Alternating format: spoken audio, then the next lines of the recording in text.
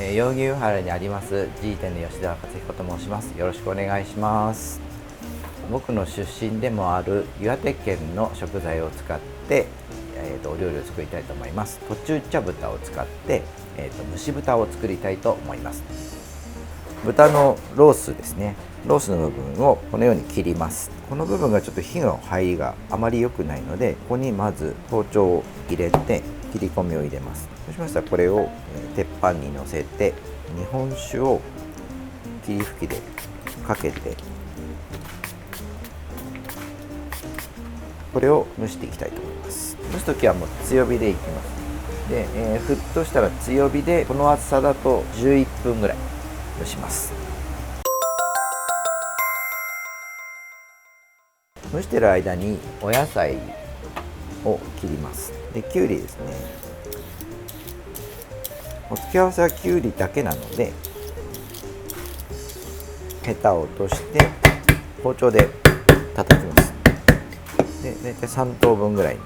次に長ネギです。長ネギ大体、4分の1本ぐらいをみじん切りに切ります。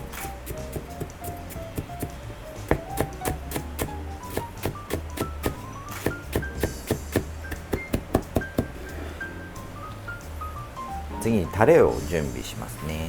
これお酢です。お酢が大さじ2杯と醤油が大さじ3杯、ごま油大さじ1です。これでタレが完成です。これにプラスラー油が、ラー油は自家製のラー油でして、うちのラー油は山椒と唐辛子だけのラー油になるんですけど、このような状態で毎回作ってるんですが、これをかけますね。下味は日本酒だけですね。で、旨味をちょっとのせる感じになりますね。下味はもう塩とかは塩コショウとか入れないで酒だけになります。調味料入れると味がかけるのでしつこくなってしまうし、濃くなってしまうので、下味はつけてないですね、この場合はね。岩手の今回の豚肉はどういうところが気に入っているというか選ばれてる？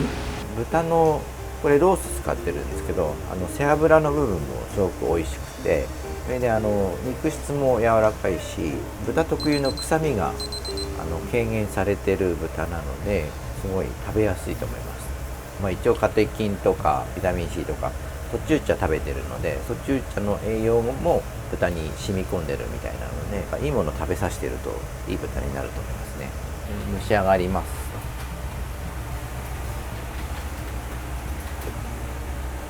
で、取り出したらさらにこれを蒸らします。ボウルをかぶせて、こ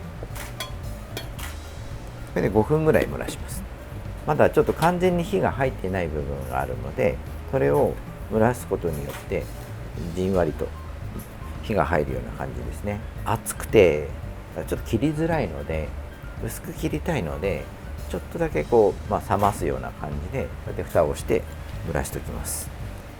ある程度の厚みがある段階で蒸した方がいいんですかね。薄切りの肉使うとすぐ火が入って硬くなってしまうので、タンパク質なんですぐ硬くなってしまうじゃないですか。薄切りだとその分緩和されてじんわりなので、5分蒸らしたので、これを切りたいと思います。じゃあ切ります。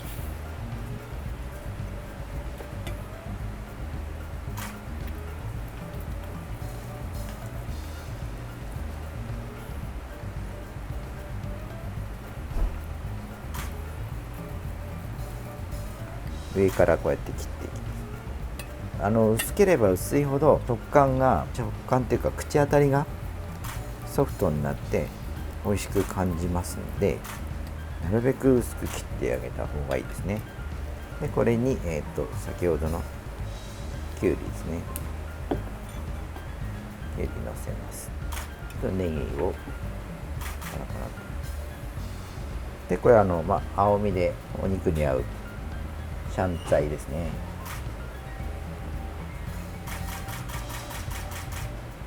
で、最後にラー油ですね。